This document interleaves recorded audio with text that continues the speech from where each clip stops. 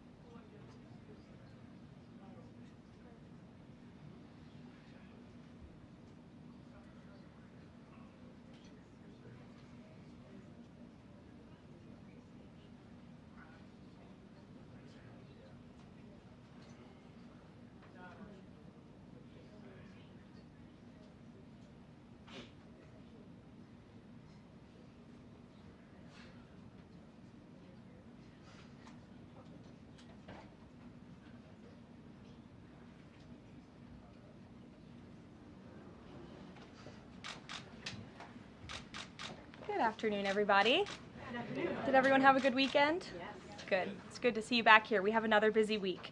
On a scheduling note, tomorrow, President Trump will travel to the great state of Florida to attend the opening of a new illegal alien detention center located at Dade Collier Training and Transition Airport alongside Secretary Kristi Noem, Governor Ron DeSantis, Congressman Byron Donalds, and other state and local leaders. We hope to see many of you there. The facility is in the heart of the Everglades and will be informally known as Alligator Alcatraz.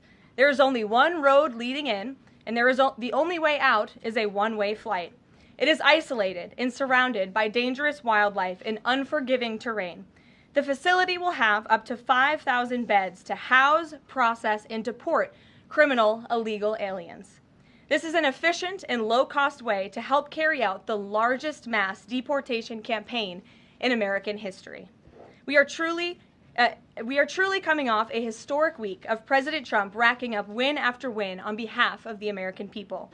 President Trump restored peace through strength and acted decisively as commander-in-chief to obliterate the immediate threat of the Iranian regime's nuclear capabilities and then brokered a ceasefire between Israel and Iran, which continues to hold. Then, the president traveled to the Netherlands and achieved a monumental win for the United States and the NATO alliance by getting our allies to dedicate 5% of their GDPs to military spending. As a result of President Trump unleashing American energy dominance, summer gas prices are at the lowest they have been in 4 years, heading into the July 4th week. And with the incoming Trump economic boom, the stock market continues to roar back, with the S&P 500 and the NASDAQ both hitting record highs. And on this point of an economic boom, I bring to you original correspondence from the President of the United States to our Fed Chair, Jerome Powell. As the President has consistently stated, the American economy is booming. And there were so many economic analysts who said that this president's policies would drive our economy down, when in fact we have seen the opposite. We've seen a massive deregulation campaign take place. We've seen inflation completely diminished from where it was under the reckless spending and the bad policies of the previous incompetent administration. I would remind the Fed chair, and I would remind the entire world, that this is a president who was a businessman first, and he knows what he is doing. He has a proven economic formula that worked in his first term as president, and it is working again. The one problem that remains is high interest rates for the American people. The American people want to borrow money cheaply, and they should be able to do that. But unfortunately, we have interest rates that are still too high. So the president sent this note to the Fed chair today. And if you look at this chart, this is a chart of all of the interest rates of many countries throughout the world. At the top is Switzerland. They're only paying 1/4 for interest rates. Cambodia, Japan, Denmark, Thailand, Botswana, Barbados, Taiwan, Bulgaria, Cuba, Sweden, Morocco, Cabo Verde, South Korea, Algeria, Canada, Albania, Libya, Malaysia, China, New Zealand, Trinidad and Tobago, Czechia, Bolivia, Australia, Costa Rica, the Bahamas, Kuwait, Papua New Guinea, Bosnia, United Kingdom, and the UAE are all paying lower interest rates than the United States of America, which has one of the hottest and strongest economies in the world. The president sent this note to the Fed chair. It says, "Jerome, you are as usual too late. You have cost the USA a fortune and continue to do so. You should lower the rate by a lot. Hundreds of billions of dollars are being lost, and there is no inflation." And the president is right. There is historically low inflation thanks to his policies. And we will continue to drive down the cost of living in this country for Americans. We will continue to deregulate. And it's also incredibly important that we pass this one big, beautiful bill, which is the largest tax cuts in American history. And that's why the White House and the president himself have been in touch with lawmakers all weekend long to get this bill passed. And they are working very hard to do so. It remains a top priority for the president. And this bill has exposed the clear differences between Republicans and Democrats in 2025. The Democrats are doubling down on craziness and radical policies that are undermining the very fabric of our country. Just look at the Democrat nominee for New York City Mayor, Zohran Mamdani.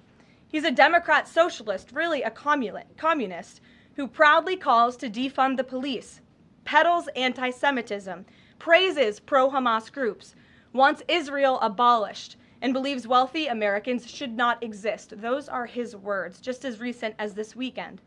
Meanwhile, under President Trump's leadership, Republicans are fighting tirelessly for everyday middle-class working Americans who re-elected this president. And we're carrying out a revolution of common sense. And all of that is packed into this one big, beautiful bill. It delivers the largest middle and working class tax cuts in U.S. history. It keeps America safe by funding the largest ever one-time investment in border security. It's enough to reverse the Biden border invasion. And every single Democrat is against that, against securing our border and deporting millions of criminal illegal aliens. The One Big Beautiful Bill also strengthens and protects Medicaid benefits, despite what Democrats are saying, for eligible American citizens who rely on it, like pregnant women, children, seniors, and people with disabilities, by eliminating waste, fraud, and abuse that threaten to destroy this program that was intended for the most vulnerable in our society. And every single Democrat in Congress is against rooting out that waste, fraud, and abuse in blocking the 1.4 million illegal aliens who are currently improperly receiving these benefits that should be going to American tax-paying citizens. The Democrats in Congress are more concerned with defending illegal aliens than they are hardworking Americans. And the Big Beautiful Bill also revitalizes our military and enhances our defense capabilities, protects our country from emerging new threats by funding a cutting-edge missile defense system called the Golden Dome. And as we all know, the One Big Beautiful Bill makes the Trump tax cuts permanent. The White House and the President are adamant that this bill is passed and that this bill makes its way to his desk. Republicans need to stay tough and unified during the home stretch, and we are counting on them to get the job done. So, with that, we will take questions. John Fredericks is in our new media seat today. John, thanks for being here. We'll kick it to you. Thank you, Karoline. Let's get to the One Big Beautiful Bill first. It appears now you're going to get at least 50 votes in the Senate. There'll be some amendments. What is the president's confidence level in getting 218 votes in the House by the end of this week in order for him to sign it on Friday? Well, look, we are very well aware, the president is very well aware, that this bill needs to not only pass out of the Senate, but it needs to go back to the House, and we need the full weight of the Republican conference to get behind this bill, and we expect them to, and we are confident that they will. The president has been working hand in hand with Senate Majority Leader Thune and also our House Republican leader, or the Speaker of the House, Mike Johnson, both of whom will be at the White House today to meet with the president yet again. I believe they were here this morning, actually. I have one follow-up. Sure. You outlined Jerome Powell and the note that the president just sent to him. There are many who believe that Powell has been politicized in a lot of different ways. The president has not been shy about acting on things that he believes in. Why not just fire Jerome Powell and put in somebody that is going to lower rates? Why wait? Well, it's a good question, and one you can ask the president, because that's a decision for him to make. But you're right to point out the politicization of the Fed, and it's very unfortunate for our country. But Jerome Powell cut rates numerous times ahead of the election when Joe Biden was in this Oval Office, but now he refuses to, and the economy is in a much better place. So there really isn't a good explanation for that, and the president is rightfully calling attention to it. Thank you. Kelly. Good afternoon. On Iran, the president posted on his social that he is not even talking to them anymore. When we were at NATO, he said he expected the U.S. and Iran to have talks as early as this week, and that he might even want to see a written agreement.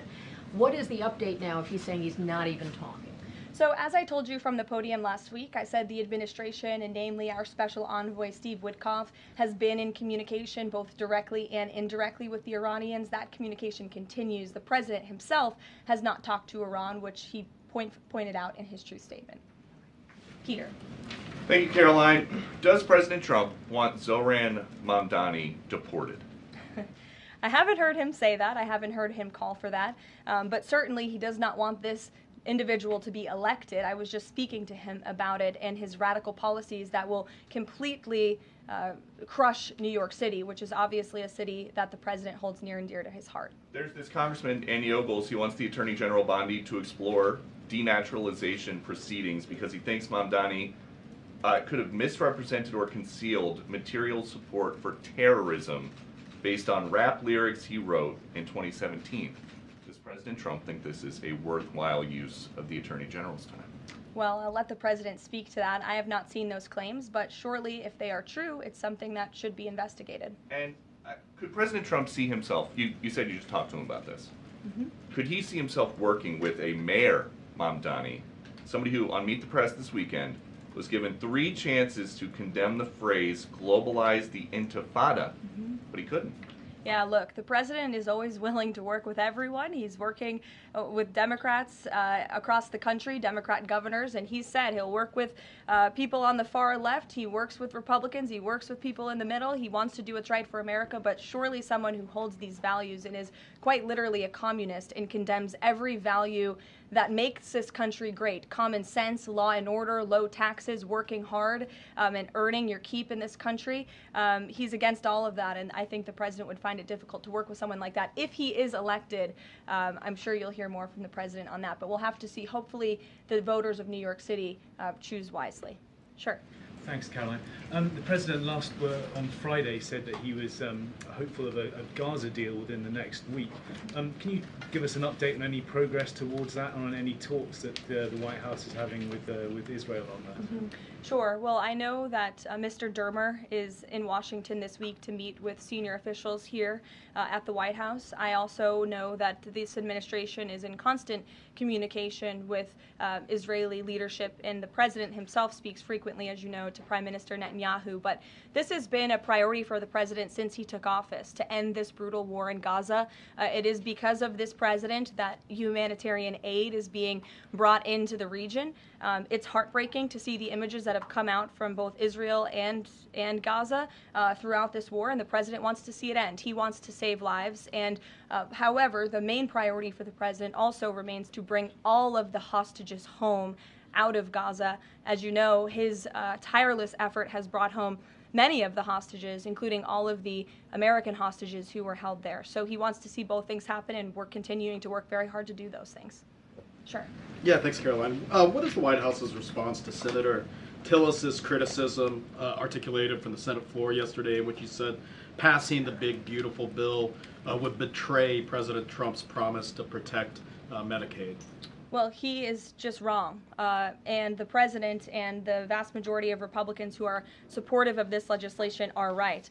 This bill protects Medicaid, as I laid out for you, for those who truly deserve this program: the needy, pregnant women, children, sick Americans who physically cannot work. And what it does is it ensures that able-bodied Americans who can work 20 hours a week are actually doing so, and that will therefore strengthen and protect those benefits for Americans who need it, as well as cutting out the waste, fraud, and abuse, as well as getting 1.4 million illegal aliens off of the program. So all of those measures are actually going to protect it for those who need it.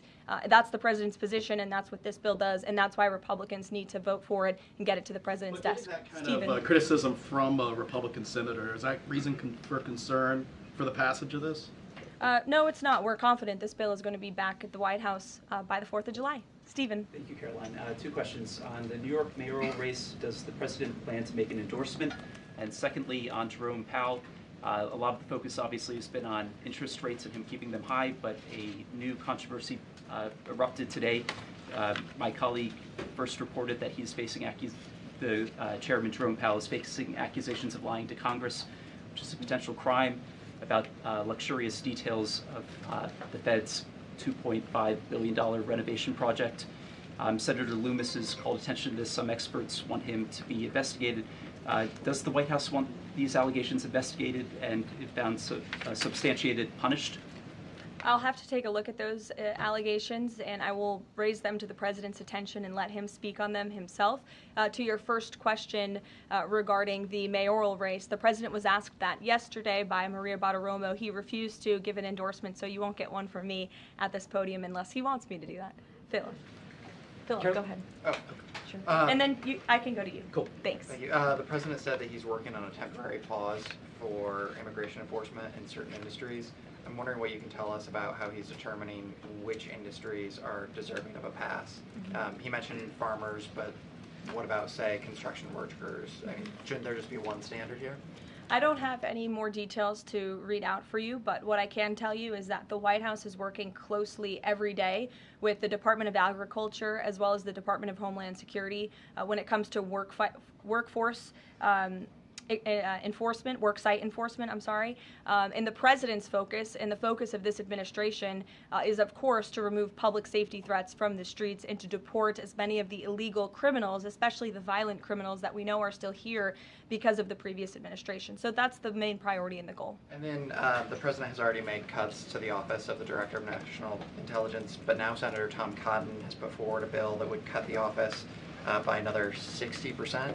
What's the president's reaction to that legislation, and is this something that he would support, those additional cuts? I don't know if the president's even aware of that legislation, but I will get you a response if he is aware and if he wants to respond to it. Go ahead. Thanks, Caroline. You mentioned the dangerous wildlife at the alligator Alcatraz. Is that a design feature? Why is the president going with this mega bill in such a precarious position in the Senate? And then also, can you talk about the CBO estimate that it would add about 11 million uninsured?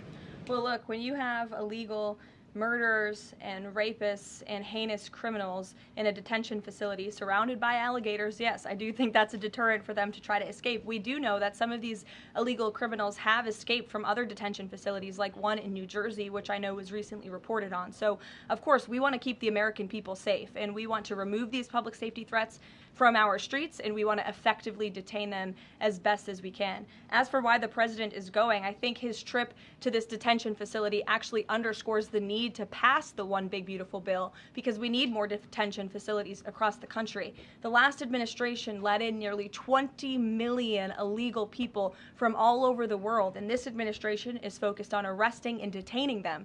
But in comparison to that 20 million illegal criminal population in our country, we only have 7,000 ICE agents in the interior who are doing this very important work. And so we obviously need more personnel, we need more resources, and that's why we need to pass the One Big Beautiful Bill. On the CBO's Go ahead.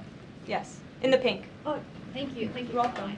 Can you please share some details of China trade deal? Has the U.S. agreed to ease some export, technology export restrictions?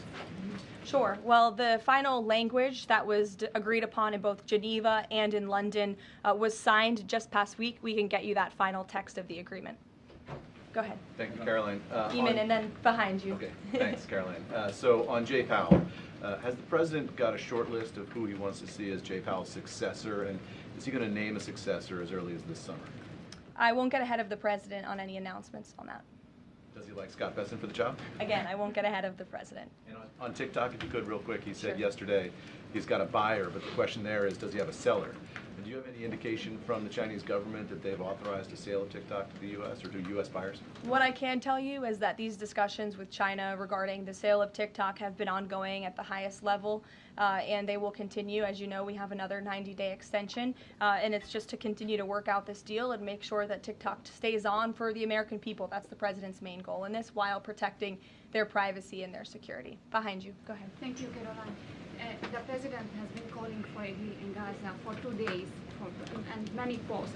Who is blocking the deal? And one other thing, when he posted on Netanyahu's trial, also he said it interferes with the negotiations on Iran and on Gaza. What did he mean by that? I'm sorry, to your second question? The second question, when he posted about the Israeli Prime Minister trial, Yes. he said it interferes with the negotiations on Gaza and on Iran. What did he mean by that? It interferes because it physically and logistically was interfering. The prime minister was slated to go to court last week when he's in the middle of negotiating a peace deal and bringing hostages out of a war-torn region. And so the president was simply, I think, emphasizing his empathy that he has for Bibi Netanyahu and seeing him go what he's going through with his own judicial system in the state of Israel. Clearly, the president knows that very well. He, too, was a victim of a judicial system that was trying to put him in jail, as you all know. You all covered it. But President Trump prevailed. That's why he's back in the Oval Office, and he believes that Bibi Netanyahu is a great leader for the people of Israel. The president just worked with him closely to end that 12-day war and to obliterate Iran's nuclear facility, to take out that imminent threat, not just to the state of Israel, but also to the United States of America and the rest of the world. And he believes that Prime Minister Netanyahu should be praised for that. Go ahead. Thanks, Caroline. On the mega bill and the amendment that would limit Medicaid expansion under the Affordable Care Act, does the president want that amendment to pass? The president wants this bill to pass. Meredith.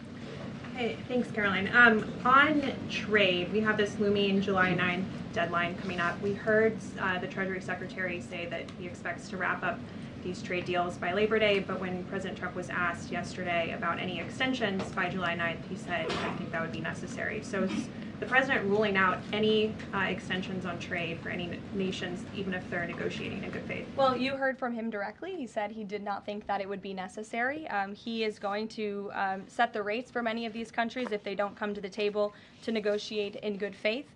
And he is meeting with his trade team this week to do that. Mary. Thanks, Caroline. I just watched a CNN segment on a new app called Ice Block, and it kind of appeared to be promoting this app where you can tell people where ICE agents are. Given the recent rise, An app that tells people where ICE agents are? Yes. And given the rise, I believe 500% increase in assaults on ICE agents, I wanted to see if you could comment on that and why CNN would be promoting such an app. Well, it's a very good question. I'll have to go back and watch the clip myself, but surely it sounds like this would be an incitement of further violence against our ICE officers. As you know, as you stated, there's been a 500% increase in violence against ICE agents, law enforcement officers across the country who are just simply trying to do their jobs and remove public safety threats from our communities. And that's something we as Americans, including journalists at CNN who live in many of these cities where illegal aliens are hiding and were let in from the previous administration, should be very grateful for. So we haven't seen the clip. We'll take a look at it, but certainly it's unacceptable that a major network would promote such an app that is encouraging violence against law enforcement officers who are trying to keep our country safe. Caroline, Shelby. I just wanted to get a clarification on the Senator Rick Scott's amendment. It sounds like the president is agnostic about whether it's attached. Is that accurate? Look, I'm not going to get into the details of the discussions that are ongoing right now, but the president wants these senators to come to a conclusion, to get this bill back to the White House as soon as possible and make sure that it's a piece of legislation that can make its way back through the House as well. So obviously there's some ping-ponging between both sides of Capitol Hill right now, but that's why Senator Thune and Speaker Johnson are working with the president in lockstep every step of the way. In the back, News Nation, go ahead. Thanks, Caroline. The president did and then announce, in front of you, yes. In front of Sure, I'll take both of you. The president did announce last week that the trade deal with India is closed and this could happen anytime soon. Are there any roadblocks as of now? Are there any updates on that? And how does the president see this about China's role or its influence in the Indo-Pacific region? Sure, yes. The president said that last week, and it remains true. I actually just spoke to our Secretary of Commerce about it. He was in the Oval Office with the president. They are finalizing these agreements, and you'll hear from the president and his team, his trade team, very soon when it comes to India. And on China? How do we counter China on that front? Yes, I mean, look, India remains a very strategic ally in the Asia Pacific, and the president has a very good relationship with Prime Minister Modi, as you know, and he will continue to have that. Go ahead. Thank you, Caroline. On the reconciliation bill, Senator Tillis from the floor yesterday seemed to suggest President Trump was getting bad counsel on the effects of the bill. Is President Trump aware of the analyses, and there are several of these, that suggest if rural hospitals potentially close, if there are Medicaid patients in the millions that become ineligible for that? Yes, and that claim is just simply untrue. Rural hospitals comprise 7% of all hospital spending on Medicaid, and that illustrates that they have not benefited from the massive increase of waste, fraud, and abuse under the Biden administration. So this bill strengthens Medicaid. It will protect those benefits that hardworking Americans need, and that's why the president wants this bill to pass. The senator was wrong. The president put out a Truth Social post addressing it, and then the senator announced he's no longer running for office anymore. So I think that case has been closed, and the White House is continuing to focus on getting this legislation to the president's desk for his signature. Go ahead. Yes, you. Yeah, thank you so much, Well, you and then you. There's confusion here. A question on Syria. Go ahead. Has the Syrian government get back to you that they are ready to join the Abraham Accord? Is there any discussion with the Syrian and Israeli government for having a security agreement? Is the first question. And the second question, what's the end goal for talking with the Iranian? Is that only focused on the nuclear program, or they are willing to speak about other issues like the proxy groups and ballistic missiles, or even trade with Iran? So as for discussions between Syria and Israel, you'll have to reach out to those respective governments. I can't comment on that. But what I can tell you is that this afternoon, the president will be signing an executive order to terminate the United States sanctions program on Syria. And this is in an effort to promote and support the country's path to stability and peace. The order will remove sanctions on Syria while maintaining sanctions on the former President Assad, his associates, human rights abusers, drug traffickers, persons linked to chemical weapons activities, ISIS and their affiliates, and Iranian proxies. And this is, again, an action that the president promised and shocked the world with in Saudi Arabia, because he's committed to supporting a Syria that is stable, unified, and at peace with itself and its neighbors. The president met with Syria's new president when we were in the Middle East, as you know, and so this is another promise made and promise kept by this president to promote peace and stability in the region. Go ahead, Alice. Sure. Questions on two topics, if you don't mind. Sure. I will start with NTD here. First, on Canada. Canada says it's now dropping its digital services tax on American tech companies days after President Trump says he's halting all trade talks with Canada. First, what's the president's reaction to this? Can you tell us more about his call with Prime Minister Carney over the weekend? How did he get Carney to drop it? And also, what's the impact on American tech companies given this latest progress, as the president says he has been fighting for American tech companies? It's very simple. Prime Minister Carney in Canada caved to President Trump in the United States of America.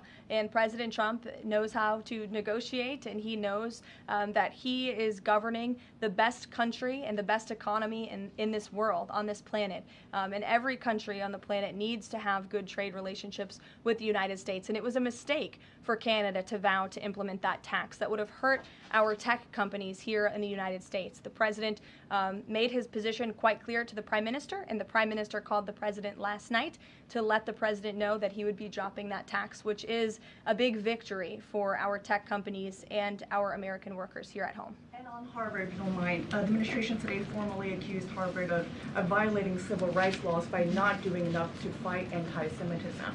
We know that the president has talked to us before about Harvard potentially having a deal with the administration in the coming days. Do you have an updated timeline for that? How's the negotiations going? And is more pressure needed for Harvard to take fighting anti-Semitism seriously? Well, there was quite a direct letter that was sent to Harvard this morning, as you know. The negotiations are taking place behind closed doors, so I won't comment on that. But what I will share with all of you, for those who haven't seen it, is the context of this letter, because I think it's very important. And this comes from the Department of Health and Human Services, which concluded after a thorough investigation that Harvard University is in a violent violation of Title VI of the Civil Rights Act, which prohibits discrimination on the basis of race, color, and national origin. And if you read some of the content of the investigation and what they found, the majority of Jewish students reportedly experienced negative bias or discrimination on their campus, while a quarter of Jewish students at Harvard felt physically unsafe. Jewish and Israeli students were assaulted and spit on. They hid their kippahs for fear of being harassed and concealed their Jewish identity from classmates for fear of ostracization. Images were widely circulated amongst the Harvard community that trafficked in obvious anti-Semitic tropes, including one that showed a $sign inside of a Star of David, and the campus was vandalized with anti-Semitic stickers, including one that showed the Israeli flag with a swastika. The Harvard campus was racked by demonstrations, as you all know, violent protests that violated the university's rules of conduct. The demonstrations called for genocide and murder, denied Jewish and Israeli students access to campus spaces. These are all facts that Harvard cannot dispute, and that's why the administration has found them in violation of Title VI and has threatened to withhold their federal funding, because if you break federal law, you should not be receiving federal tax dollars. And so I rest my case on Harvard. Andrea. Yeah, so President Macron of France earlier today said that tariffs levied by powerful countries are often a form of blackmail, and criticized the sort of process that's underway. He didn't mention the United States specifically, but said that these tariffs are really hurting developing countries. So there's this big UN conference going on. What do you say to that? What is the president, was he aware of that comment, and did he have any response? I think the president and the White House would certainly reject that characterization by Prime Minister Macron. Tariffs are an effective use of presidential power to bring back the middle class, to bring back our manufacturing industry, which was the backbone of our American economy and has been hollowed out by globalist politicians who have caved to foreign countries instead of doing what's right for American workers. That's why the president is effectively utilizing his authority to wage tariffs and to utilize tariffs, and continues to be in discussions and negotiations on trade to do what's right for America. And Europe and the rest of the world might not be used to that, but President Trump is back in town, and he's going to do what's right for our people and our country. Can I just follow up on Netanyahu? So there's a report in Israeli media that the Prime Minister will actually be here, that Netanyahu will be here today meeting with the President. Can you confirm that? I don't believe Prime Minister Netanyahu is here today. I think you guys would know about that by now. Unless there's something going on I don't know about, but I don't believe he is. I do know he has expressed interest in coming to Washington and meeting with the President, and we are working on a date for that. I do not believe it is today, but that would be fun. You never know in this White House, let's be honest. Go ahead. Thanks, Karoline. Does the President support this new measure in the big, beautiful bill that would impose steep new taxes on new wind and solar projects? I believe you're referring to the credits for wind and solar projects. No, and we're talking about the new tax. There's a new tax that it's estimated would add 10 to 20% to the cost of any new wind and solar projects that start after this year. Again, I don't want to comment on the specifics of provisions, but I'm sure the President will speak on that directly. Again, this is an ongoing process. The President continues to be very much engaged with the leadership in both the Senate and the House to get this bill back to his desk. Did the President ask for that provision? Because the National Building Trades Union is saying that it's the equivalent of terminating more than 1,000 Keystone XL pipeline projects. Is that something that would concern him? Well, the President spoke on this yesterday in his interview, and he said he understands that legislators want to protect jobs in their communities and in their districts. And so he understands why some of them are against this provision, but he also understands why people want the provision. So again, this is an ongoing deliberation and discussion, and the President is engaged in this very much. Go ahead. Thanks, Caroline. We've been hearing from White House officials for weeks that you're close on trade deals with a number of countries. Can we get any update on which countries will have deals by the 9th and when there may be any announcements? I'll let the President and the trade team speak on it. Can you respond to the CBO estimate that the Senate bill would increase the deficit by nearly $3.3 trillion? This is one of the most fiscally conservative pieces of legislation that has ever made its way through Capitol Hill. There's $2 trillion in mandatory savings in this bill, and not only that, the projected growth that this bill will bring to our economy. It will be an economic boom. The Council of Economic Advisors has an analysis that shows that the bill will generate $4.1 trillion in economic growth, and it will cut taxes, putting more money back into the American people's pockets. That's why this president wants this bill to pass, and I know he's busy working the phones and doing what he needs to do today to make it happen. So we'll see you all later. Thank you. We'll see you in Florida tomorrow. Thank you.